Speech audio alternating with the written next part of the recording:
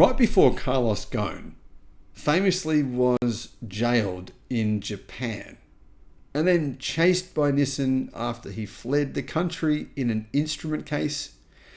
Well, right about when that happened, Nissan was doing extremely well. In fact, they were a very profitable company and their sales had risen significantly. Since that event, Nissan sales have declined by huge numbers. And Carlos Ghosn must be laughing from wherever he's hiding in Lebanon. Nissan sales over the past few years have declined by about 1.6 million worldwide annually, and Nissan missed its projected sales for the last 12 months by nearly 2 million vehicles. Now, Nissan have a plan on how exactly they are going to resurrect the company. They say it's their recovery plan. For one, Nissan is going to start by getting dealers to sell cars at a loss at up to 15% below the invoice. Now, dealers want to sell the cars, but they don't want to sell at a loss. And dealers in particular in the United States are not very happy about this plan. Hello, my friends. Welcome to the channel. I'm Sam Evans. You're watching the Electric Viking. Great to see you. Now, I've predicted that Nissan will be one of the companies that will go bankrupt because I don't believe the Japanese government will be in a financial position. Already, Japan is the most indebted country in the history of mankind, the history of civilization. Not even close, by the way. It's just like they're up here and everyone else is down here. Now, we talk about the United States' debt, but it's nothing in terms of debt versus GDP in comparison to what Japan is in. So, yes, Japan will certainly bail out some of its automakers, but I don't think Nissan will be in position to receive enough bailout funds to save them.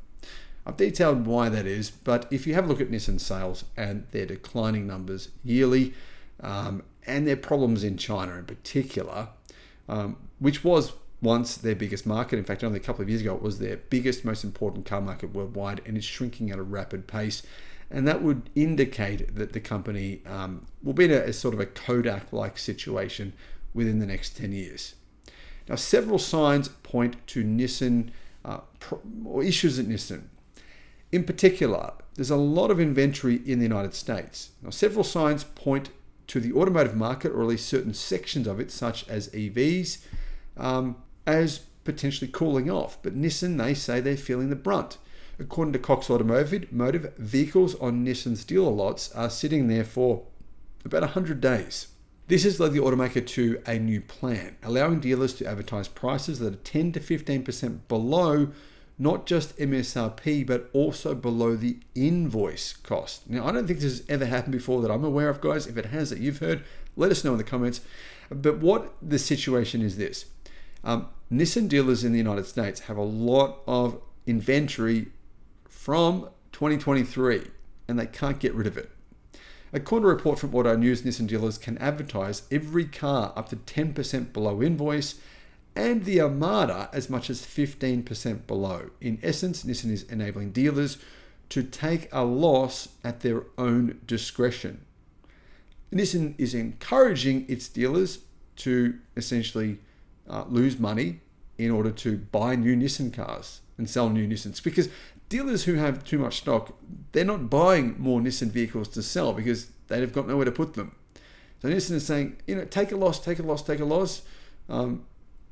at their expense, not at Nissan's expense. It's at the dealership's expense, in order for Nissan to send them more cars. So kind of encouraging them to just take a loss. Don't let that sunk cost bias kick in. Just dump them and get some new stock and sell the new stock. Now, is that a good idea for the dealer?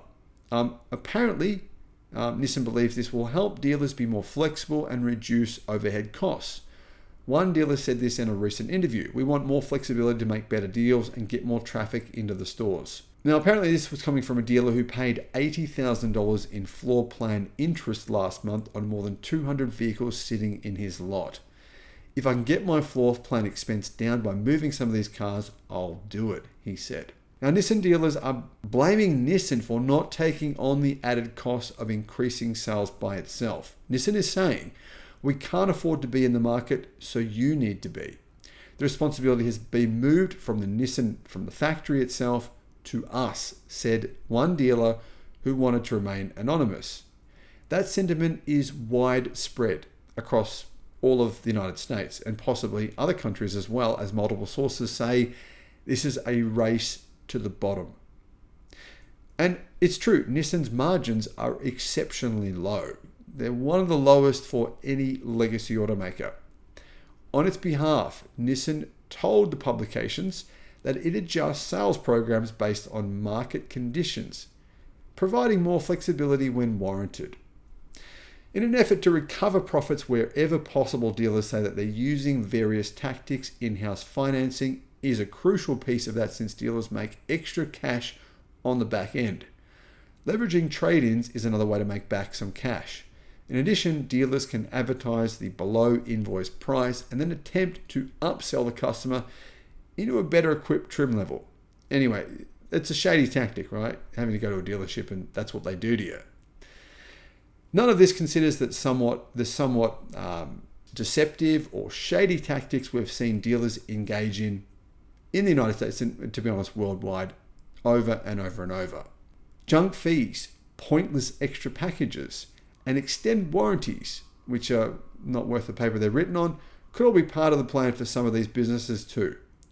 Shrewd buyers interested in less popular Nissan models might be able to get a really good deal at the expense of their local Nissan dealership, who, well, are in a position where they are going to be forced to make a loss. Now, Nissan says its most important car market worldwide has now shifted. It was China, where Nissan was actually making billions of dollars every year, but that's shrinking fast.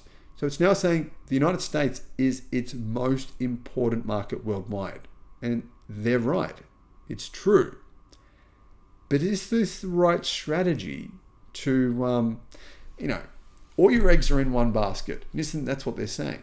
Our growth over the next 12 months is dependent on the US. Right? They believe that their growth over the next 12 months, Nissan is saying, we're going to grow by 1% in China. Now, experts are saying that's completely fanciful. There's no chance of that happening.